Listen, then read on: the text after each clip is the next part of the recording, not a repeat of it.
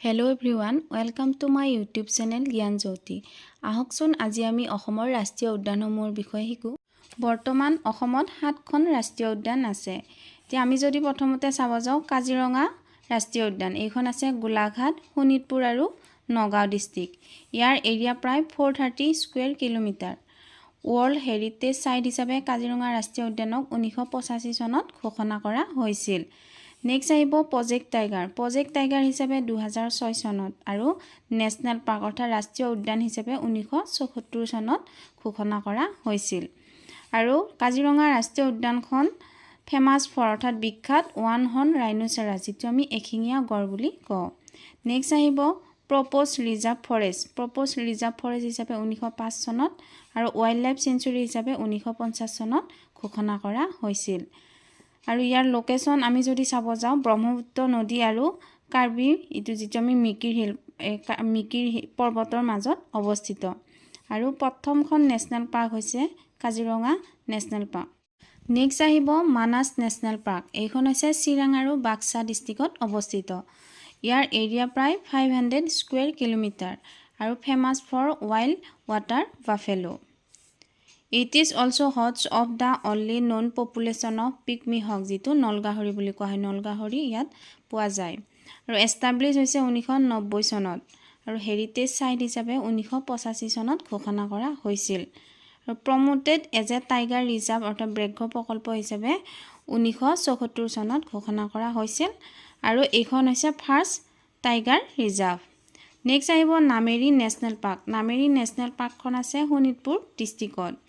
ইয়াৰ area আছে প্ৰায় 200 square kilometre আৰু এষ্টাব্লিছ হৈছিলে 1978 আৰু টাইগাৰ ৰিজাৰ্ভ হিচাপে 2000 চনত ঘোষণা হৈছিলে। আৰু second tiger reserve of Assam. নামেৰিখন হৈছে আমাৰ দ্বিতীয় ব্যাঘ্ৰ প্ৰকল্প আৰু ফেমাছ ফৰ ইয়াত পোৱা যায় elephant, tiger, leopards and other wild life. Next আহিব ডিব্ৰু-চৈখোৱা নেশ্যনেল পাৰ্ক। এইখন আছে ডিব্ৰুগড় আৰু তিনিচুকীয়া জিলাত। ইয়াৰ এৰিয়া হৈছে প্ৰায় 350 কিলোমিটাৰ স্কুৱেৰ আৰু বায়'স্ফিয়াৰ ৰিজাৰ্ভ হিচাপে 1997 চনৰ জুলাই মাহত ঘোষণা কৰা হৈছিল আৰু এইখন এষ্টাব্লিছ হৈছিল 1999 চনত। আৰু এইটো famous for feral horse, white winged duck আৰু মাইগ্ৰেটৰী বাৰ্ডছৰ বাবে বিখ্যাত। আৰু famous tree in Dibru-Saikhowa national park সেইটো হৈছে কেকজৰী ট্ৰী। নেক্সট আমি যদি চাওঁ এইখন হৈছে ওৰাং নেশ্যনেল পাৰ্ক। ওৰাংখন আছে শোণিতপুৰ ডিষ্ট্ৰিক্টত আৰু ইয়াৰ এৰিয়া হৈছে 79.28 স্কুৱেৰ কিলোমিটাৰ আৰু famous for royal Bengal tiger and one horn rhinoceros wild life sanctuary হিচাপে 1985 চনত ঘোষণা হৈছিলে আৰু declared as a national park হিচাপে 1999 চনৰ 13 এপ্ৰিলত কি কৰা হৈছিল ঘোষণা কৰা। নেক্সট আহিব ৰাইমনা নেশ্যনেল পাৰ্ক। এইখন আছে কোকৰাঝাৰ ডিষ্ট্ৰিক্টত আৰু এইখন কেতিয়া ক্ৰিয়েটেড কৰা হৈছিলে 9 জুন 2021 চনত।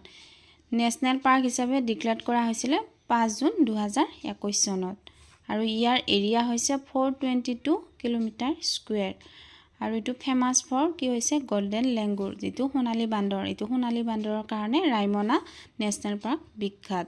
নেক্সট একেবাৰে শেষত আহিব দিহিং পাটকাই। দিহিং পাটকাই ইখন আছে ডিব্ৰুগড় আৰু তিনিচুকীয়া জিলাত। ইয়াৰ এৰিয়া হৈছে 231.65 কিলোমিটাৰ স্কুৱেৰ আৰু ৰেইন ফৰেষ্ট, যিটো আমাৰ বৰ্ষাৰণ্য বুলি কোৱা হয়, ইয়াতে 89.44 স্কুৱেৰ মাইল কি কৰি আছে আগুৰি আছে।